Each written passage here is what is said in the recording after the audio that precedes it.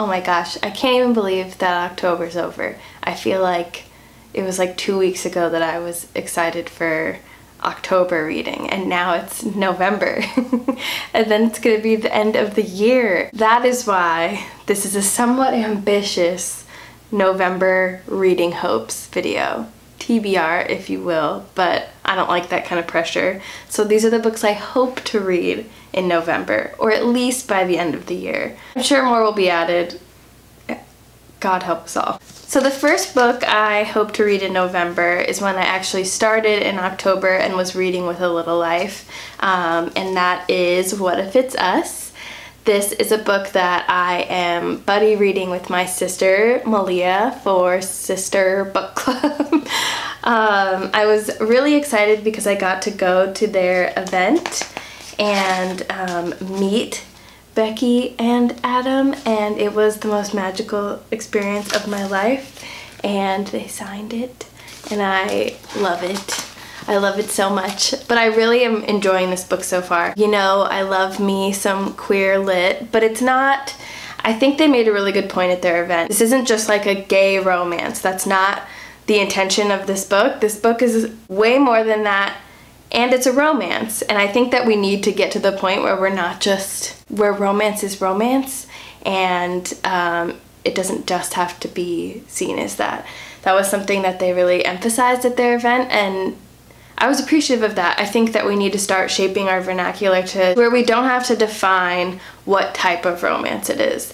That it can just be romance and we can love it all the same. The next book that I hope to read in November is a super special book, and you'll know why very soon in an upcoming video, but it is Lily and the Octopus. I don't know a whole lot about this book intentionally. It was gifted to me by somebody, and you will see it soon, I swear. I know that it's all about the feels. What's funny is I actually had this in my Amazon cart for a while. I just hadn't jumped on it yet, and then because it was gifted to me, I was really glad that I hadn't yet. So I'm really, really excited about this one. It's not a month of reading for me if there's not something that makes you sad. That's just how this goes here, in case you didn't know that. The next book I'm excited about is one that I think I talked about in one of my recent videos, probably a haul video, but it's Daisy Jones and the Six. This was kindly sent to me by Booksparks. I'm buddy reading this with Michelle Reads Books on Instagram, and I talked about it in that haul, but I'm just really excited for like a badass female read. I've been told that this is different from other Taylor Jenkins Reid books, so I'm excited to see that, and I'm excited to read more from her overall. I'm really excited about this one. I'm probably gonna say that about all of them just because they wouldn't be here if I wasn't, and that is Darius the Great Is Not Okay. This I'm particularly excited about and have had since I bought this on my birthday in September, just because I was really looking for good representation of Persian culture. This, I think, is going to do that very well. I know there's aspects of LGBTQ material in here and a lot of different complex family dynamics coupled with like religion and culture and different experiences. So I'm really looking forward to that because I have not read a book like that in a while, especially a YA one. So this I think is gonna be great. Continuing on the path of heavy and feels is Waiting for Eden. I love a small hardcover one that like fits in my hands like this. I have tiny hands, and if it can fit in my hands like this, then I likely love it, and I'm really glad I own it. This was kindly sent to me by, I always don't say this wrong. Is it Comf? It was kindly sent to me by them. This faces a lot of different aspects of mental health, and I think it also touches on the experience of war as well. Post-war and relationships post-war. And I think that it's going to be a lot, and I'm looking forward to learning a little bit more from this book. I feel like I read some really great books in undergrad that touched on the experience of war and the mental health impact that war has on a person. And while I really liked those books, they weren't very personal, and I feel like this will feel more personal.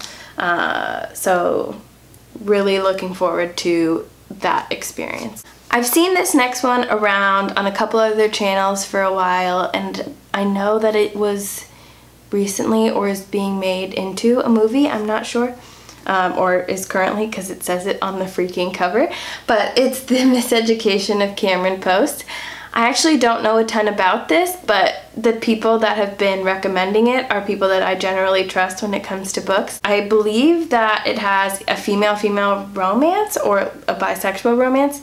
This is a very queer lit month, and I am here for it, that's for sure. I think I'm gonna like the setting of this one and how other people have described it. It just feels like one that will really work for me. This one was sent to me by Little Brown, and it is Gorilla and the Bird. I've been seeing this around for a while. I know that I've seen like when ARCs were being read, it was posted about pretty frequently. This year I've really been trying to read a lot of different books that depict different experiences of motherhood, and this book talks about madness and a mother's love.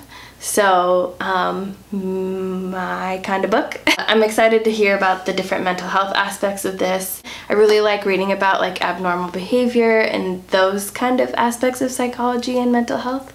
So this seems like it's going to be a really good fit for that. I think I've talked about this already, but maybe not. I'm buddy reading this with Jenna. It's I Am. And I haven't started yet. We were going to start at one point and then stopped. I believe we read Bitter Orange instead. I know when other people have talked about this on Instagram that they have shared about their near-death experiences, which terrifies me, but I also think is kind of interesting, especially since they're able to tell the tale. Can't tell if this one's gonna be particularly heavy or not. I think that it may be, and I can't tell based on reading other people's responses if it will be or not. So we'll see. I'm just trying to go in a little bit more blank. The next book was sent to me by Henry Holt Books, and it is We Believe You. This is a book compiled of different stories of surviving campus sexual assaults, which is a lot and is really heavy, but it's a topic that definitely deserves attention and more focus and more support. I feel like we all know that this is a problem, and while there's so much that we do to try to solve it, it's not working. So I'm really hopeful that books like this continue to draw attention to this subject and will hopefully create a little bit more of a response and preventative action. So I'm really hopeful for this kind of book. And last but not least, we have If You Come Softly, and I feel so excited for this. I know I've said it a million times, but I've seen others talk about this a little bit on their channels, and one, this cover is just stunning, but I love the idea of like a star-crossed lovers romance in YA.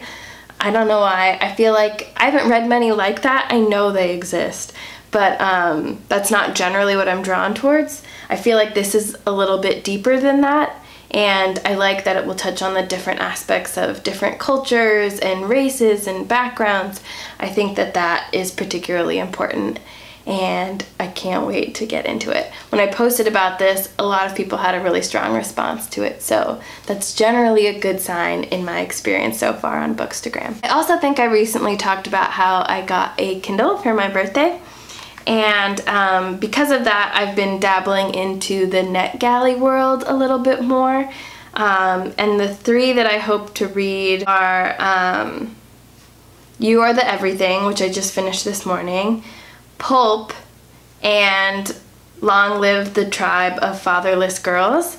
And so I'm trying to like catch all of these and read them in the month of November, but really even if it's by the end of the year, I'll be very, very happy having read all of these. Because I'm also listening to the audiobook of Beautiful Boy, which I've read before, but I wanted to hear again before I go see the movie, just because I read Tweak in high school, and I really, really loved that. I mean, I really, really loved reading that. And then to read it from his father's perspective has been just like, that's my favorite kind of experience, is like the multiple perspectives, and you just get like a little bit more understanding of what that whole process of addiction has been like.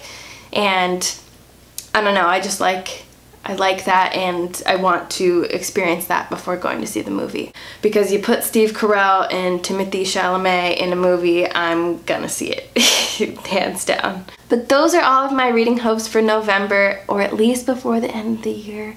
I'm sure there'll be more in December, don't be mad. If you've read any of these, please let me know what your experience was like. I'm really, really hopeful for some of these.